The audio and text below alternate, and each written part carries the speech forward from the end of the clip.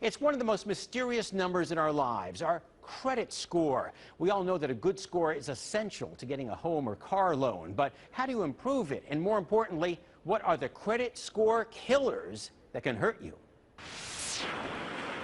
John Putoff thought he'd check his credit score before applying for a loan. Getting ready to buy a house, I'm selling mine and wanted to see where my score was at. But he was stunned. First, because the 3 credit bureaus all charge a fee.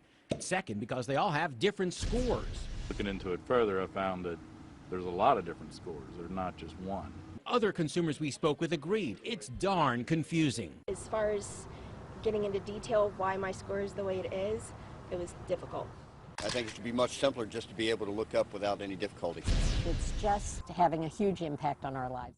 Veteran credit counselor Mary Hurlburt says your FICO score is the most important one. It ranges from 300 to 850. Below 725, she says, you won't get a 0% car loan or that low 4% home mortgage rate you see. But she says many people lower their score by making some simple mistakes. The top credit score killer? Late bills. 35% of your score is how you pay your bills. So for Pete's sakes, pay every single bill on time. Another score killer, using more than 1/3 of your available credit. If you have a credit card and you have a $6,000 limit, don't charge any more than $2,000. But having too many cards will also hurt your score.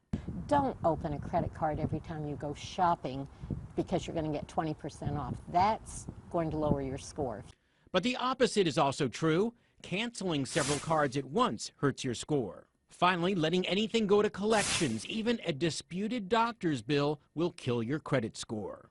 Just don't let it go to collections, period. If you have poor credit, Mary says you can't fix it in a few weeks, despite what some websites claim. It takes 2 to 4 years of paying bills on time and paying down your credit cards.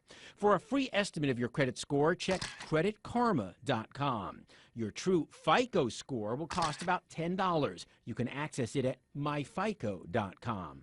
I don't understand why they don't just have one score across the board that everybody uses. John Putoff just wishes it were all a lot easier.